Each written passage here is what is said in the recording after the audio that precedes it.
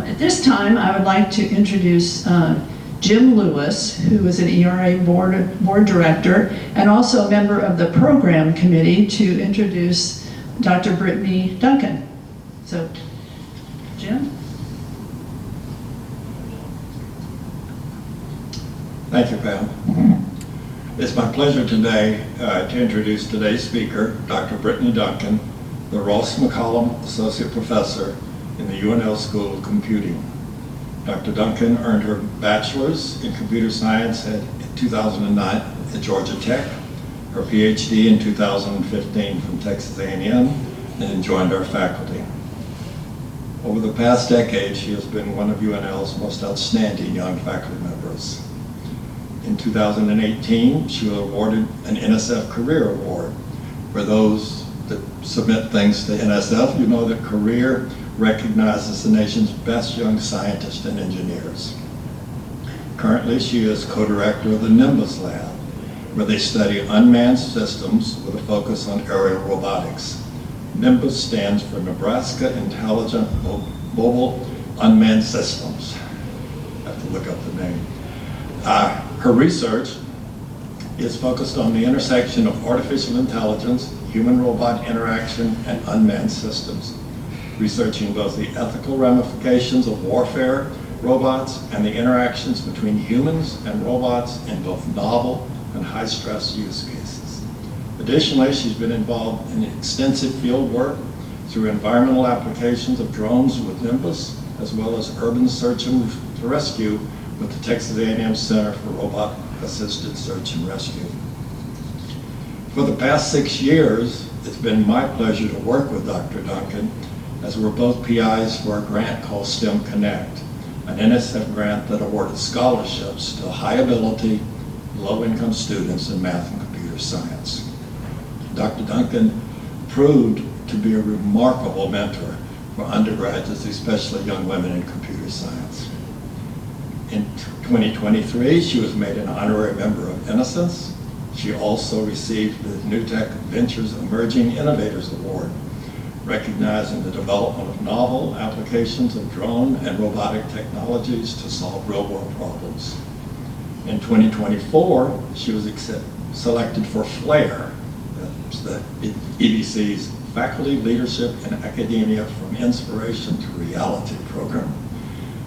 And this year she was selected for New Deal, NU's Developing Excellence in Academic Leaders, which only chooses 4 people from each campus. Our abstract is drones are becoming more ubiquitous and are planned for daily interactions through delivery, security, and tour guide applications.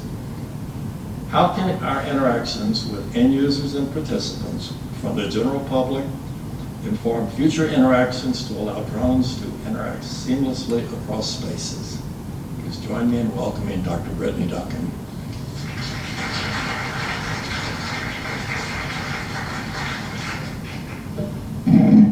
And Jim's too kind, and he'd never do this, so while I have the microphone, I get to do this.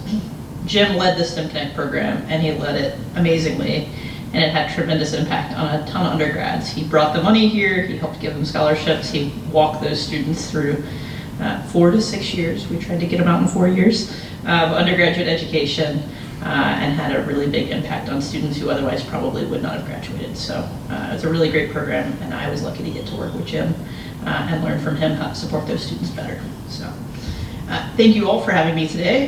Hopefully I will not disappoint in my talk. I am a professor, I do teach classes. I really love questions from the audience. So if at some point you have a burning question that can't wait until the end, feel free to just hop in. I will stop at different points as I transition between topics. I was laughing earlier and said this is kind of a sampler platter of my research. We're not gonna go very deep on anything. And if I feel like people are getting bored, I'm just gonna skip over stuff. So, if you seem like you're bored, we'll get done with this in about 15 minutes and you can go back and talk to each other, because this seems like a really fun group and I wish I could join already. But Jim already introduced me, so I won't waste any time on that. Sorry, I'm gonna try to get this microphone right and then I won't squeak it anymore.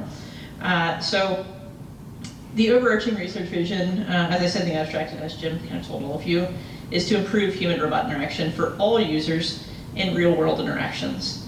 So this is both specially trained users and complex use cases. What I'm showing you here is a leaf sampling robot that we took to Costa Rica to get leaf samples from the top of the canopy. So a lot of times right now, scientists, ecologists are looking at how water and carbon cycle through the rainforest to better understand how our world breathes.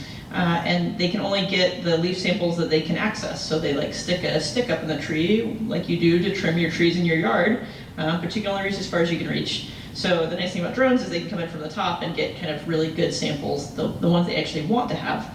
And that's cool, and we learned something, what you can't quite tell. So the middle picture looks really good, like we did a great job getting these leaves, and we did. However, if you look at the left picture, those leaves look really sad, like after you've taken a blower and blown around your leaves. And it turns out that hovering a drone over the leaves you're trying to sample makes them far less interesting to the scientists.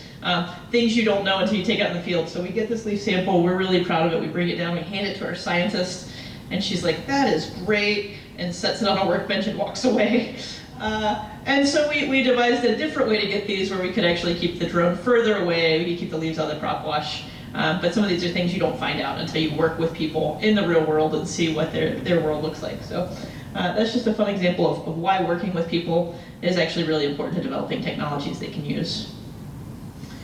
So we'll walk through different parts of my research portfolio. So my career award is kind of the centerpiece.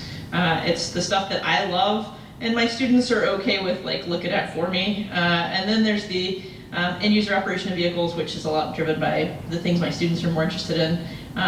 But I'm getting more interested in those as well, and a lot of my future work's in looking in that direction. And then finally, I'll talk more about the environmental monitoring stuff that we do and how we're going to move forward. So the fun videos are at the end. You have to get through all of my research that I think is cool before I'll show you the videos of drones doing fun stuff. So my career research was focused on how we could just communicate with the general public. So if we are going to have drones that are delivering things to your house, if we're going to have drones that are doing tour guide operations, if we're going to have drones acting as security officers, how will they communicate with you, and what does that look like? And so that really switches into two different things. So to communicate using just flight paths of drones lets you keep them smaller, more agile, increases their battery life. If you were to put a projector on board so you could project things on the ground, well, that sure would work to communicate with people, but it's heavy, it's cumbersome, and you have to be pretty still to get something on the ground. You could use sounds, but drones are really loud, and so it's hard to hear what they're trying to communicate. And so we really stuck with, how can we communicate via flight path? Well, if you're trying to look at how to communicate, there's two different parts of it. So what can you communicate and how might you do so? And then how does that actually get perceived by people, and what can impact that perception? So we'll start with the content question first. And so we looked at like, what would we want to communicate? And we made some flight paths around it, and we had people assign labels to it, and then we tried to generalize it. And so we'll walk through some of that. So the first thing we want to do is say, well, what do we need to tell people? Well, we might need to tell people we're landing. We might need to tell people, I need attention over here, or I found something interesting. We might need to say, I have a low battery, or I need your attention in some way. We might need to say, I have a problem on board, I've lost a sensor, or I've lost a signal. And it turns out that if you ask people, well, how would a drone communicate this? If I were to ask all of you, how would a drone communicate this? You'd go, I don't know. I don't know what the drone does. And so they made these very simple flight paths. If I need to land, and I'm a drone, I just come down out of the sky, and I land. That's how I would communicate that, I just do it. If I need to tell you that something's interesting, well, I'd probably fly in a circle around it. If I had a low battery or I needed to get your attention, I'd just hop up and down. Well, if you have a low battery, you should not hop up and down. That's a bad thing for your battery. And if I lost a sensor, I'd probably look for it. So I'd just kind of spin around and look for it. Okay, well, these are somewhat useful, but maybe not as useful as they could be. But partially, people don't know what they're going to do. So that's where we started at. And so, we had people design different things. And then we said, okay, well, maybe we should design some gestures that a drone could accomplish, and then see what people do. And so we assigned some different gestures. They were things that we believe the drone could do. So there was this fun one that I really liked that's called spiral, where you kind of spiral down to an area. It can indicate landing. It moves you downwards at all times, but it also kind of clears the area you want to land in. We had, lines that are squiggly lines. We had all kinds of different things. So we got them from how do birds communicate. So if you get too close to a bird's nest, it'll swoop down towards you and say, like, don't come over here. Oh, that's pretty communicative, and we don't have to use words or pictures to figure that out. And so we did all these different things. And we asked people, what does this drone say to you? Like, what would it say if it could talk? What would it say to you? Well, all of these say do not follow. Those mostly straight lines say I'm going to land.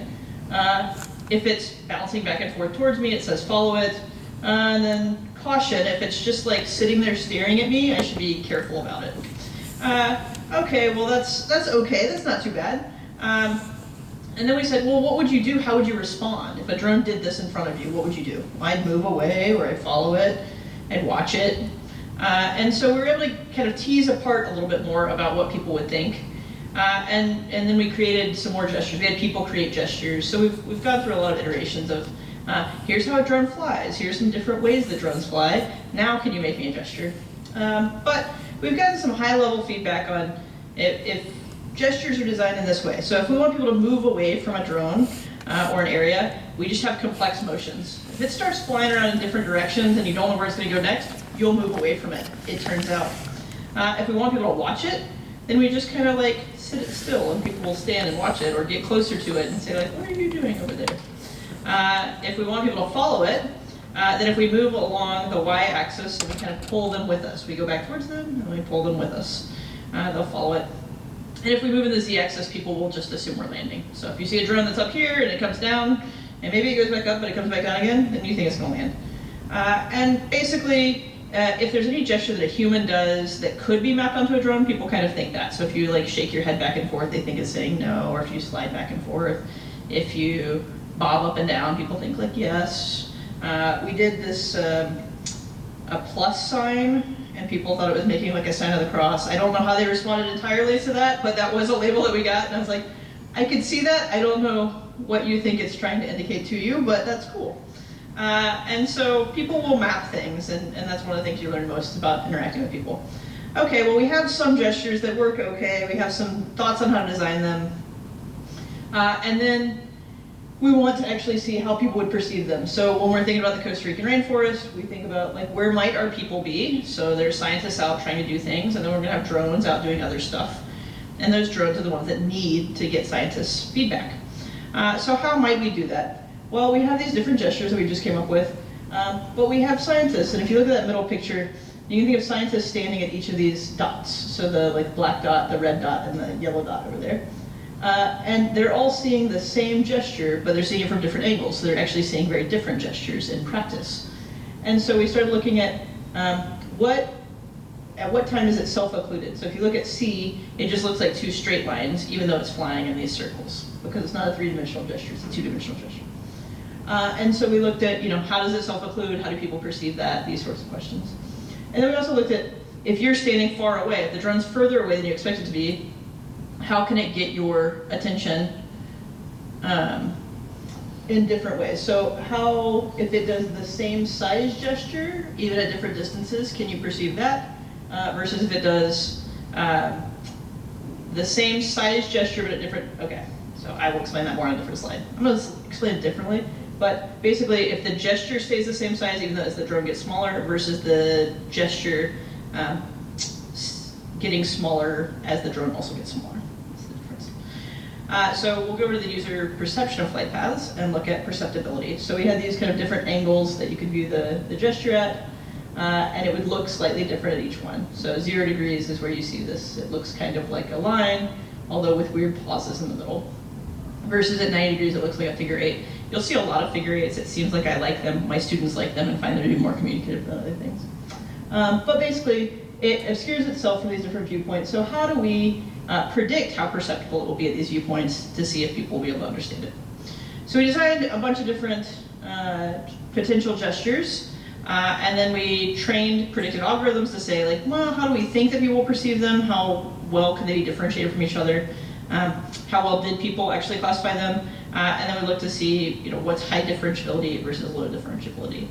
And so this is the videos that participants saw, and I'm really glad I wasn't participant because the one on the right doesn't really look like a lot to me. It's kind of smeary, but you get there a little bit eventually. And so we looked at these different shapes, bow, cross, diamond. So it turns out X shape and cross were highly interrelated. They were confused for each other quite a lot. and X shape was just confused for a lot of other things. So if we go back here, the X shape is down at the bottom. And so basically anything that had these hard edges was confused for an X shape a lot of the time. And so we started learning more about how to design gestures so that people could perceive them as different. And so if you have kind of lots of loopy ones, and then you have emergency ones could be very linear if everything else is very curvy, for example, to really differentiate them from each other. And the idea behind these shapes was if you were going to give a scientist or a specialized emergency responder a set of gestures and say, these map to different concepts, how do you kind of help them keep them straight? And then we also looked at, like I said, the distancing. So the original gesture looks like this. It's also a figure 8. And then if we do the equal actual gesture size, so we fly the drone away and it does the same size gesture at that distance, it looks much smaller. If we do the equal apparent gesture size, it does the same amount of coverage on your eye, whatever distance it's at. And so as the drone gets smaller, the gesture stays as big as it was over here. But that drone has to fly super duper fast to make that happen. And so we've looked at this, and what we found is if you keep the gesture the same apparent size, so the drone gets further away, but the gesture stays the same size, people can perceive it roughly the same. If you make the drone smaller and the gesture also gets smaller, it's harder for people to identify. This is not like rocket science, but no one had tested it, and we did. And we found that if you make the drone smaller and the gesture smaller, people have a hard time seeing it. It was really fun to do the math with the student, though, on like creating these different sizes and then figure out how to explain it to people, as you saw earlier in my slides, where I was like, well, so the drone's the same size, but the gesture's different. And so figuring out how much it covers on your eye was kind of a fun way to project that. And so as long as they were equal apparent size, even if the UAV got smaller, it didn't really impact anything. And so then we want to look at a totally different area, which is if people are operating drones. So this is if people are just interacting with drones. You're in a space interacting with them.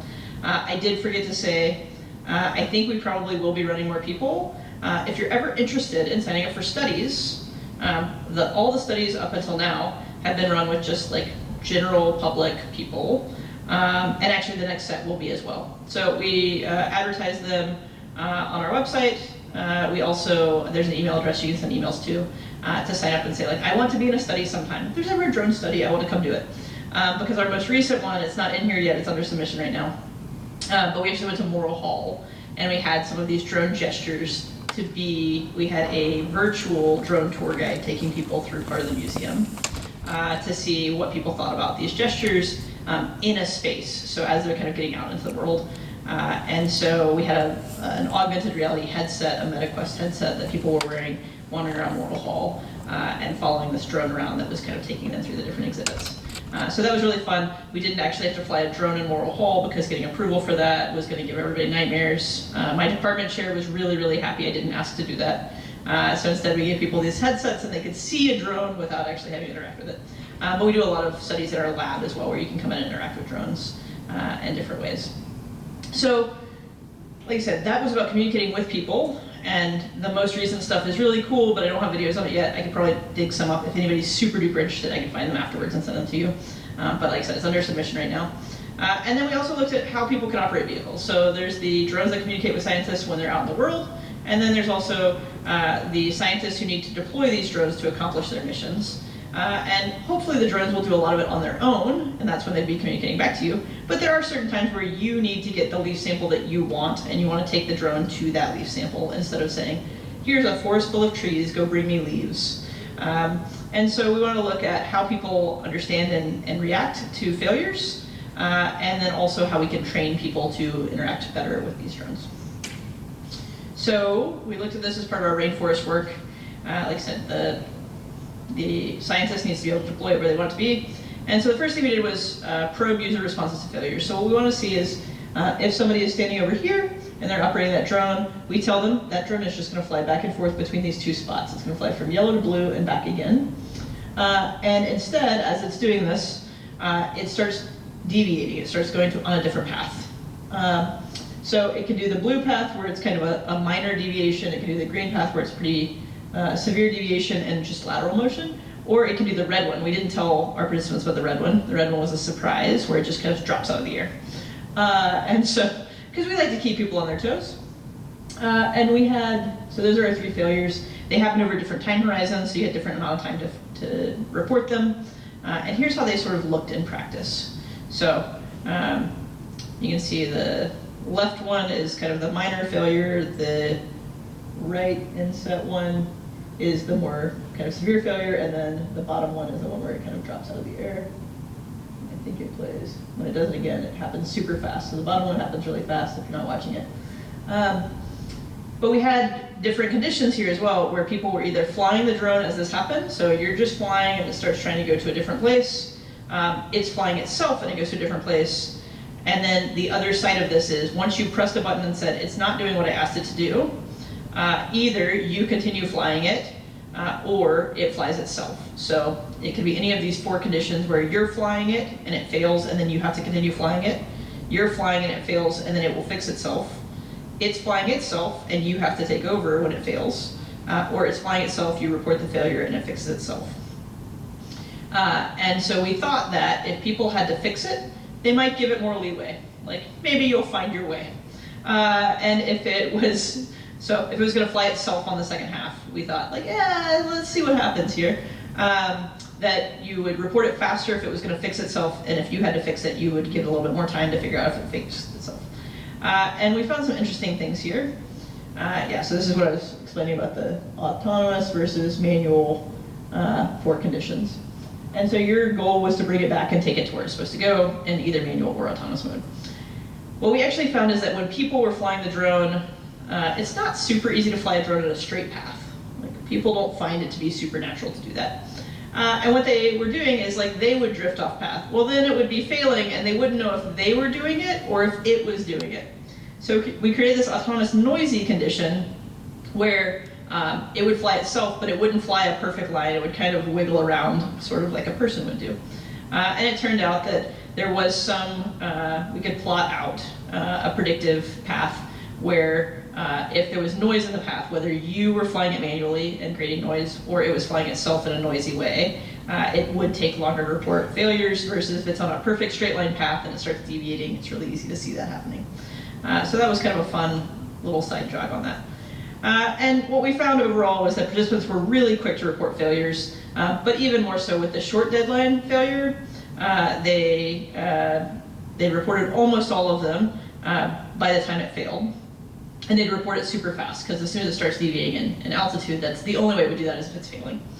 If you were flying it yourself, then you would increase your time to reporting by 5%, and we think this is, again, because it just wasn't flying in a straight path. And we saw that also in the noisy autonomy condition. As you had more responsibility to fix the failure, we did see that the time to report increased, but the accuracy also increased. So you didn't report as many, like, maybe that's a failure if you had to fix it. And one of the most interesting things we did not expect is that participants wanted to fix the failures. So even when people weren't drone pilots, already trained drone pilots, as soon as it started falling out of the sky, they just, like, start moving sticks to say, like, fix it, don't fall. And even when they weren't controlling that, so nobody was ever controlling the vertical axis, they would try to kind of push it up and say, like, don't fall. And so that was really neat. One of the weirdest things we found here was that creating, well, this isn't weird to any of you. So if you've been an educator, you know that creating a test is really, really hard. Creating a test that is hard enough to understand who doesn't know things, and easy enough that people who know things can tell you what they know, is a really hard thing to do as an educator. And it turns out it's really hard to do in drone piloting too. So we tried to come up with an exam, and it found that either everyone could pass it or no one could pass it. And so we've worked on that a little bit more, but that was the most interesting thing we found in this one, is that we wanted to try to classify these participants by their level of proficiency to say, if you're better at flying a drone, you're faster at reporting. And it turned out that, at least our initial start, without looking at how do you do this test, we just wanted to, like, come up with an easy test. A, there does not exist one already that you can just pull off the shelf, and B, us creating one. So basically we had these controllers that are like the drones you can buy at Best Buy, where they're, like, super easy to fly. And everyone could fly those. Like, we could hand them to basically anyone. They could fly it, they wouldn't crash it, it would be totally fine. Or we would give them our actual, like, research drones, and everyone would crash them. Even the proficient pilots, because you're trying to find, right, the edge of their proficiency. And so everyone crashed them. So I have a bag full of drone parts in my office from trying to figure this out. So we actually started a new project where we wanted to classify user proficiency because it turns out it's a hard thing to do. And our vision was, what if you could pick up a drone and you could fly it like an expert immediately? So if the drone could compensate in areas that you weren't doing a good job and just kind of help you along. So anybody who's done driver's ed, the driver's ed teacher has their own controls, so you're not going to crash the car in driver's ed, hopefully. You'd have to be a tremendously bad driver to crash the car in driver's ed, I think. And same with piloting planes. So I fly small single engine planes for fun. That's one of my hobbies. And I generally fly with an instructor or another certificated pilot in the right seat. And so if I do anything dumb, they'll fix it for me. I don't rely on that, but I know that it's there. It's really nice. So what if we had this in drone piloting too? So what if we could have quick tests to see how the user's performing, what they're good at, what they're not good at, and we could compensate.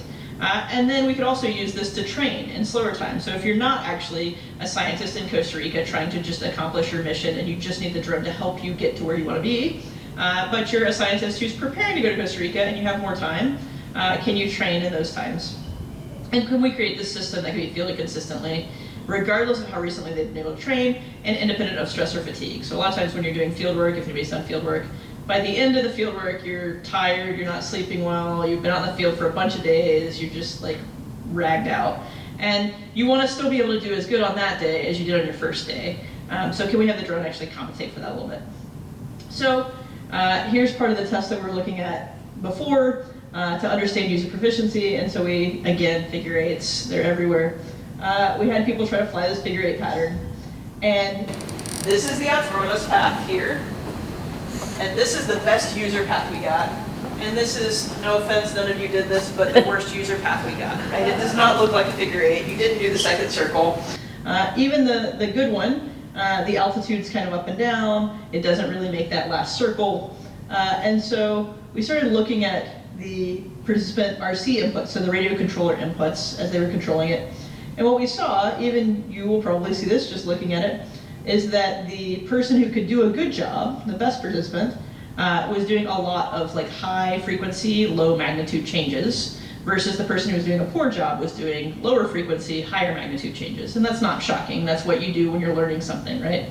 Anybody remember learning to drive a car and you're like whipping the thing back and forth, and you don't want to do that. You want to do small adjustments. So again, not shocking, but fun. And so we looked at this and we decided we should develop some training techniques to actually train people better and also leverage our kind of understanding how people adapt and what we can learn about them and where they are in their proficiency based on this. And so there's going to be a few figures in the next set of slides that we'll kind of go through quicker, but that's okay, because basically what I want you to see is on the right side, everybody started as novices. So the top is where we started participants. We had 16 participants go through a month-long training program. So we did 4 weeks of training. People showed up 30 minutes a day to my lab for 4 weeks, and I really, really appreciate them because this was a really hard test to run, and it was a lot of work for my grad student who did it, because she was there from 8 to 5 every day, just like running participants back to back for 4 weeks. And so we started on the very first day of training, and everybody was a novice, and that's great because that's what we want to see. But we had some baseline. Some people actually had a higher level proficiency label on the baseline test, and then we kind of got everybody back to either intermediate or novice kind of early on. So you can see that the first 2 columns are where we start, and then as we go through, people will get basically to intermediate 2, and eventually couple of people got to expert. Not very many people got to expert in this time, but we were able to move people from the novice group, where we have a lot of people, over. One thing that you'll probably find interesting is that the first week looks like people were doing better than they did the second week, and that's because we changed how they were doing this. So in the first week, we had the drone hold its own altitude, so you could give inputs to the altitude. You could say go up, go down, but it tried to just maintain its altitude. And the second week we said, nope, it's your problem. Like, you figure out where the drone should be and you give it the altitude command. So you're giving it a throttle command to stay in the sky. And so that's where people went back to novice for the most part. Probably the little dot that stayed in not novice there is the one who also went over to expert at the end, would be my guess. But we saw some interesting things when we started kind of mapping their task completion versus their crashes. And that is that both Crashes and completion of tasks sort of plateaued in these different ways. So we got less crashes. By the time we got to day 10, we had like almost no crashes, which was great. And we also saw that kind of at the same time, we got almost everybody was completing the tasks. So, and then we changed things around. So nose in flights are where the drone points at you, and everything you do has to be reversed. So if you want the drone to go left, you have to tell it to go right. And it seems very straightforward until the drone is in the air and you have the sticks in your hand and you're going like, I'm trying to like mentally shift this and it's hard to do. And so that is how I, as a grad student, buzzed my advisor. So she was standing out beside a truck and I like turned the drone to look at us to take a picture and it was getting too close to us. And so I tried to back it off. And instead of backing it off, I actually flew at very high speed directly at our faces. And that is when I figured out that my advisor would not protect me in an emergency. She jumped behind me, but I did have the controls in my hand, so in her defense, that was probably the right call. So here, we're trying to move people from the right side of this plot over to the left side. I don't love it. I would have reversed it. It's my grad student's plot. I should give her that feedback. So that's the right-hand one. The left-hand one is great and actually demonstrates this like crashes going down, task completion going up, to show that people really are advancing through their training. Another interesting thing we saw was we have two different controllers. So this is where I was telling you earlier that like one of them is like a very coarse controller, it's very mushy, and so it has centered throttles, so they always go back to 0, but you don't have a ton of, you give a lot of control input when you use this Xbox controller. So it's just a normal video game controller. Versus our usual like scientific drone, Futaba controller, where you can put like very small inputs in, and you can perceive those very well. And so we would expect to see sort of what we see here. If you just squinted it, you see a lot of inputs on this side and a lot less inputs on that side. So that's kind of the first squint at this and look. The second thing you see is, so we're going from top to bottom here is novice to expert. And so on the left side, because the controller is a very coarse instrument, you don't see a ton of changes. On the right side, you actually do see a lot more changes between the top and the bottom.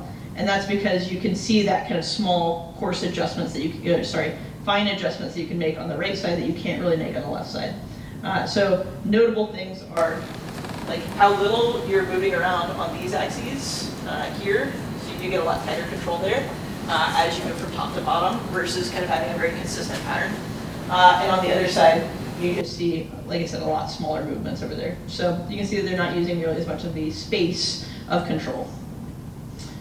So this is kind of a high level from the student's dissertation on, basically we had a training plateau after 15 days. So after 3 weeks of training, everybody did like pretty well. People could complete all of the tasks, which was really nice to see because that was really only 7.5 hours of training.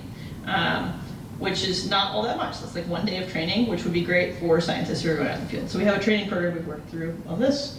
And we could minimize damage to the aircraft after only 10 days or 5 hours. So a half-day training, we could minimize damage to the aircraft, which my students love because they hate fixing aircraft that other people crash. If you crash it, it's not bad to fix. If somebody else crashed it, not the best. We are releasing these data sets. I think they've been released. I should look at that. But basically, we found that which way the UAV is pointed impacts how people are able to control it, which is not shocking.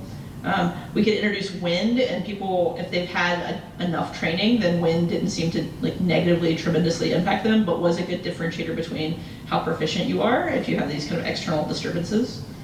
And then we could show kind of different flight modes and how you could stagger those into training to help out, to kind of prove out this idea of having a helper autonomy that would kind of step in where you aren't doing as well.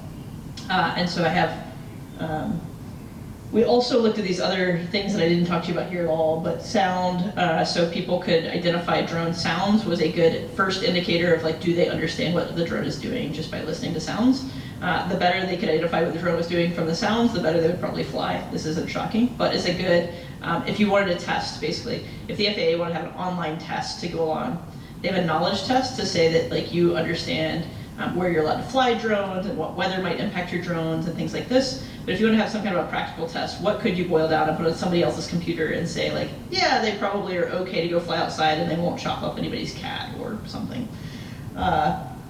gaze helped us to understand situation awareness, so we could see if they were kind of leading where the drone was going to go instead of following behind it. Was a good indicator of like whether they knew what was going to happen in the future or whether they were kind of playing catch up behind the aircraft. And then we could have prediction tests. So we had these like, here's a video of a drone doing something. Now you tell me how you would give the control inputs to do that thing. And we could get a sense of how well they could fly the aircraft based on that. Do they understand how the sticks map? Do they understand these other things? So we had kind of a practical test, but a very lightweight practical test that you could run on kind of anybody's computer versus having to have them come into a testing center, for example. So it would be cumbersome to have drone pilots come in and do like a practical exam. They do it in Europe. So I tried to get permission to fly drones in London earlier this year. I'll show some videos on this in just a minute. I couldn't actually fly drones outside in London, well, not in the city of London, but outside, on the outskirts of London, in an appropriate place to fly them, like on a soccer field, without having a practical exam in London, which I didn't have time to schedule for this trip that I was going on. But it was interesting to see kind of how different things happen. So now I will tie all of this into the environmental monitoring stuff that NIMBUS does. So I'll give you a high-level NIMBUS lab overview. So our lab was founded here at UNL in 2010 with a focus on robotics and specifically unmanned aircraft systems or drones, like I've been talking to you about. Between Carrick and I, we have about 30 years of UAS experience. So there's two of us that direct the lab now. So Carrick Detweiler is actually on leave full-time at his company, Drone Amplified, which is a spin-out from our lab. So he's founded a company. Their system, Ignis, is at basically every major wildfire in North America has a system that was developed initially here at UNL through National Science Foundation funding on site. It's been spun out, it was NSF SBIRs to spin out the company, but they have hundreds, I think they're getting close to 1,000 systems out in the world right now. So Carrick is there, we're super proud of him, he's the CEO of that company. I'm still here running the lab, and we co-direct it together. We've also had an associate director, so we have Dr. Joseph Schmitz is a research assistant professor who just started with us, a full-time research engineer, part-time research engineer, who work on our projects. Mostly our Department of Defense projects, we have full-time staff who work on those instead of having students work on them because it's hard to publish things for DoD. But we also have 20 graduate or undergraduate students at any time, so I love adding students to the lab and having them come do stuff. So if you have students who go here and are in computer science, computer engineering, mechanical engineering, electrical engineering, we have a ton of them come hang out in the lab and we pay them to do undergraduate research or graduate research. We generally have an RU site. We do not have one this year and we weren't able to reapply this year, but we'll apply next year to have 10 undergraduates come in from around the country every summer to do research in our lab, which is super fun. At any given time, we have about 12 million in high-risk, high-reward research from National Science Foundation, NASA, USDA, and Federal Railway Administration. I already talked about Drone Amplified, but here's some different stuff we've done over the years. We have a sensor replacement system, I'll show you that video, water sampling system, leaf sampling system. We've done an underwater launch of a drone. We've launched from other aircraft, so we parachute in, I'll show you that video. We drop fireballs. We've flown a bunch of drones at Carrick Space. We were in a Netflix special, Unknown Killer Robots. We did not know what the name of the program would be when we signed up to be part of it. We do not do killer robots, but turns out Hollywood magic is quite magical. And so it's a fun one. It's on Netflix and you can stream it if you want. We've also done payload exchange and meteorological monitoring from aircraft. We have an ongoing NSF award to look at multi-robot configurable teams investigating changing ecosystems.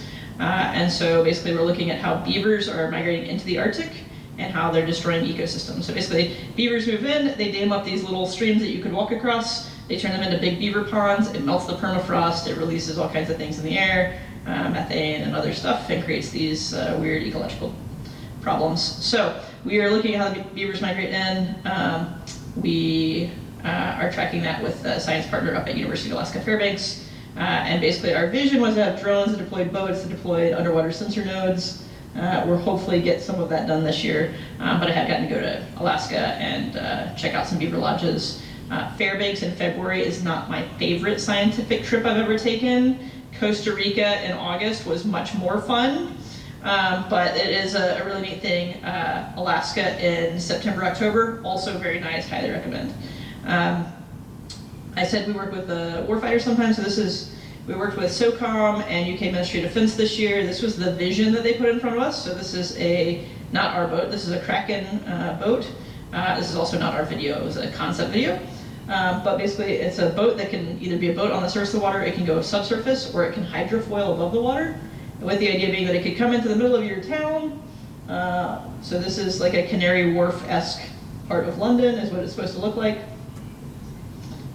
Yep, it'll surface here and launch drones out. And then the idea was it could also recapture them.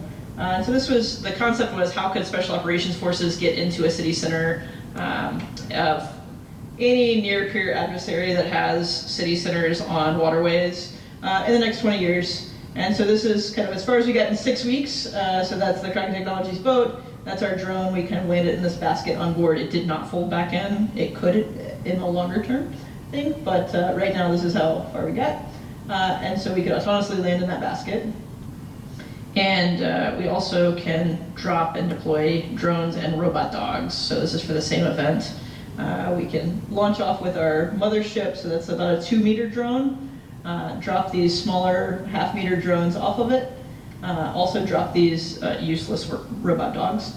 But the idea for this concept was getting into the city, getting your communications established, getting Overwatch, so that you could send warfighters in to rescue a high-value target. And so we drop off these dogs. They could spread your network around. They do not transit the cornfield very well, just in case you were curious. You'll see a video of it walking in here in a minute. So, get it, little guy. So, but next you'll see a drone landing in a basket, which is kind of fun. So yeah, we drop it off that aircraft and it comes down and it'll land in this basket. With the idea being, like I said, you could take it in. Yes? So you can. So that's the next video I show you will actually be a larger, not ours, mothership dropping off one of our like 1.5-meter drones. And it will fall under parachute and then fly in under radar is the concept for that one. Yeah, these are the scarier concepts, sorry, but they're for the good guys. Just remember, yes.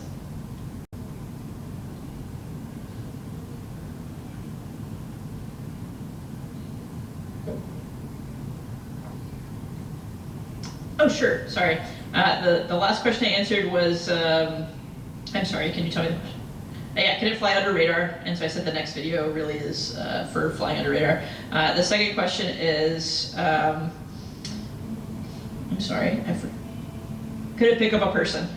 So they are designing rotorcraft that can carry larger weights. I personally would not strap my human self to a rotorcraft. But I do not like to fly in manned helicopters. I believe that there exist people in the world who can fly them well, and I believe that it is not meant to fly. I like wings on my aircraft. So I will fly on basically any winged aircraft. I do feel more comfortable on very small ones if I can sit near the front, near the controls, just in case. But helicopters I do not like, and my husband makes fun of me because we rented a plane for me to fly around Hawaii, and I was thrilled to death. It was so fun. And then we got in a helicopter that someone else was flying, and I was like, our son's gonna be an orphan because we're both gonna die. So I don't like manned helicopters with highly trained pilots. I would not strap myself to a quadrotor, but yes, they are building larger systems. So there's a company that is hopefully gonna come here and demo their system soon. They can carry like 700 pounds for 700 miles or something. It is a big multi-copter, but it's basically like a pickup truck. It's basically picture a pickup truck bed as the size of the area it has, and it can deliver large payloads or pick up people or whatever. And I guess there are people in this world who will strap themselves to it, but not me, probably. So this is a Boeing so it's a Schnabel S-100. It's operated by Boeing, is the only operator in the US. And this is at a White Sands missile range. So our aircraft is in that capsule. We were supposed to be up under the belly of the aircraft for toting in, but then they had long landing gear and they couldn't get it attached. So anyway, they carried us out like 30 miles, like 50 miles an hour, dragging us on this rope, and they would drop us off. We'd fall under parachute, we'd detach. The capsule will fall away first, the drone will spring its arms open, and then it will detach from the parachute to fly over and stay under radar range, under radar perceptibility, and place underground sensors. So this one was for StratCom. It was a StratCom project to put these sensors in the ground in places that we can't get people to. And the idea is the drone would drill the sensor in the ground and then take off and fly and crash into a lake or something, so you wouldn't see that it had been there. So we have refined this quite a bit. This was an earlier prototype, and we like hid all the wires and made it not have these solid sides and all kinds of stuff. But this was the one that we deployed from the Boeing system, so we like that picture. Okay. So future work, I plan to work more on proficiency development, how it might generalize across vehicles, looking for multi-copters, but also looking at like Cessna-sized remotely piloted aircraft. So I am buying, hopefully as soon as the government reopens, an aircraft simulator that'll be an FAA certified simulator, and we're hoping to run tests with people soon on like how people can fly this aircraft in a simulator, and how we might help them do that. So keep an eye out for that one. That'll be fun. I'm looking forward to it. Looking at operators monitoring multiple vehicles and how they might drop into different vehicles to take over, and then continuing to work with scientists who use robots in the air, on the water, under the water, and on the ground. We also use computer vision to help target our communication. So where is there a person? Can we turn and actually communicate to them? And if there are multiple people, is someone actually interested or excited to interact? So if you're giving a tour and somebody's like always looking at her, getting closer to the robot, like be closer to them. If somebody, you know, there's this like joke about dogs can always sense a person who doesn't want them to interact with it, and they'll run and jump on you. So we don't want to have drones that do that. We want the drones to respect if you look like you don't want to interact. But ultimately, I want to create systems that can be used by everyone and improve our ability to understand the world. So thanks for listening to the talk. Happy to talk about any of the things. I also have like one more video. Yes? I have a question about the age of the people that you're doing this training with, because as someone who has never touched a controller for a video game in my life, I probably suck. Yeah. So the age of the participants, so this is a unique thing that I do in NIMBUS Lab, that not all human study experts do, but the good ones do, which is try to get a really large cross-section of who comes in. So one of the things that we like to do, a lot of universities publish a lot of research that is with like people who just happen to be like 18 to 22, maybe 18 to 26. It's magic how that happens. But those are the people who are easiest to get to come into your lab, right? Because they're between classes and they have time. I really always push my students on like, no, I want real people. So I don't just want college students. They're great. They are real people. We love them.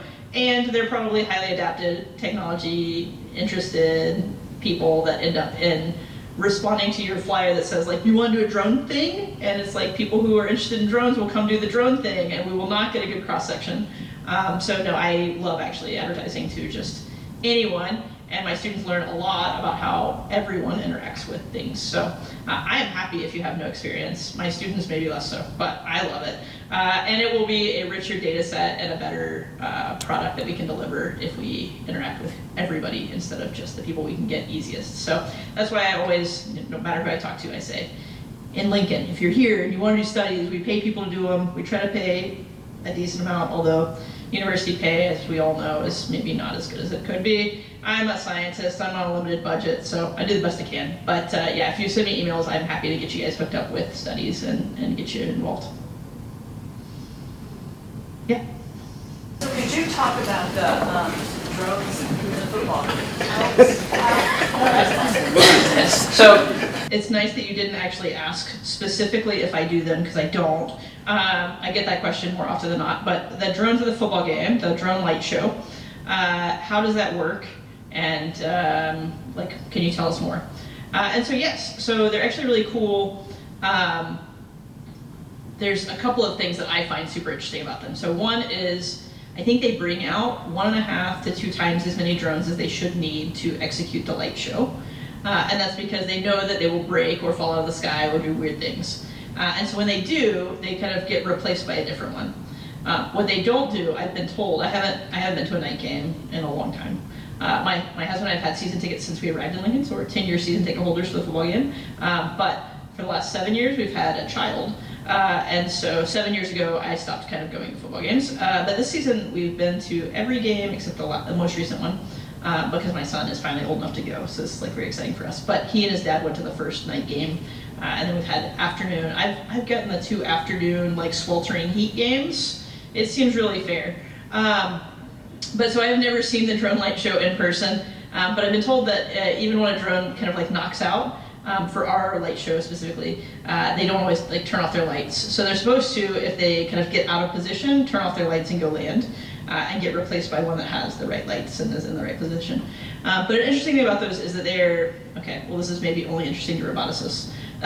It's a fully centralized controller, so there's one computer that's telling all of the drones what to do and where to go. They don't really have it on board. They're being consistently tasked and talked to by one computer. If that one computer were to die, they would all kind of fall out of the sky or do whatever it is they're supposed to do when they don't get their communication, but it would not be graceful. What we work on, so when you see us distributing drones out in the world, we work mostly on decentralized control. So how can the robots have a plan on board and adapt to their friends when their friends are doing things, but still have their own plan to accomplish their mission no matter what? And so it's kind of the 2 different big philosophies. Decentralized control should be far more robust, but it's also way, way harder to do. Centralized control, much less robust, much more fickle, but much easier to do, and you can do really cool stuff. I mean, the light show is amazing, but the drones themselves have to weigh less than like 2 or 3 pounds, so that if they were to fall on somebody, they wouldn't hurt them. They aren't allowed to be over the stadium, because if they fall on somebody, they don't want to hurt them. And so they've looked a lot at like, how frangible they are, like how much they break apart, to make sure that they don't actually like knock somebody out. So there's really cool problems they've solved with those, don't get me wrong. However, their swarming behaviors are not that cool, so just so you know. Gentleman right there. Is there someone in your office that follows the war in Ukraine? And I ask because I read that drones are changing warfare in a big way. Yeah, so does anybody in our lab or my office follow the war in the Ukraine, because drones are changing the face of warfare? And yes, so I follow quite a bit. So I do work with DoD, with the military, on different things, and including, I started working with them in 2019 on how to use drones in warfare in different capacities. Mostly, like I said, special operations is what I focus on working with them on, because that's who was looking at kind of forward thinking, how would you use drones to accomplish different missions. Now what's funny is in 2019 to 2021, they're like, well, but small drones can't really do much, they're not very interesting, that's not the future. Okay, well, I'll hang out, and when you find out it is the future, you call me. And so this is not a victory lap, because it's very serious and very scary what's going on over there. But in the Ukraine, we have seen that it has totally brought down the price of entry to do all kinds of crazy stuff. And so we also have a brilliant young man, PhD student of mine, who's from the Ukraine. He's here on a Fulbright scholarship. He was here when the war started and is staying here, but he's working on drone stuff here as well. And so we are following it reasonably closely. The U.S. military is learning a lot of lessons, although we are much less agile, as we always will be, as such a big ship is much less agile than somebody who's currently under attack, right? So learning a lot of lessons, talking to a lot of people, and hopefully to our benefit in the future. Yes? Do you ever see that drones will have sound or be able to send a warning to people or helpful information or even be able to play the fight song at the football games? I mean, why are they not attaching sound output on these? Yeah, so why are they not attaching sound output on drones, and will they in the future? So all of our drones, well, I shouldn't say that. Most of our drones, we should never say always or never, right? But most of our drones have sound actually on board. But it's these little like piezoelectric, they can make like beep beep sounds, like, so they can give us like very coarse, like my battery is dying, I am armed. They can do little chirps. And so there are some places, I'm trying to think who've used these to actually like play fight songs and do stuff in the past. I mean, I know at Georgia Tech we tinkered with stuff like this, but never like at the football game. Even at a nerd school, doing stuff at the football game is like, you don't usually test your stuff there. So broadcasting sound like to have like a speaker that's good enough to do good sound is like big and heavy and just takes a lot of payload. So you wouldn't be able to fly it on a game day near the stadium, for example, because we don't want drones with large payloads flying on game days near the stadium, near all the people. And so I think that's one big thing that is one of the reasons I stay away from sound. So you can do like little sounds quite easily. Bigger sounds are a lot harder and more cumbersome. So I'm not sure. I mean, it could be cool. I mean, there's all kinds of interesting things you could do with like three-dimensional sound if you could actually like move the sound sources around. So I imagine that, you know, AV folks will figure it out at some point and be able to do really cool immersive things with them. And they'll probably still have to be like pretty far away from people, but the, having moving sound could be really cool. I don't know. So I don't have a good answer for that one, but I love to think about it, so thanks for asking. What ground location on the campus are those staged before the show? How big? I think that they're over near the Osborne complex, I think is where they launched them from. That parking lot's the football parking lot, basically. Or maybe it's the practice field right there, but they've got the practice football field. But again, I mean, athletics owns campus on game day, right? So they can launch them from wherever they feel like, pretty much. Wherever they don't have people park or stand. So, all right. Well, thanks very much.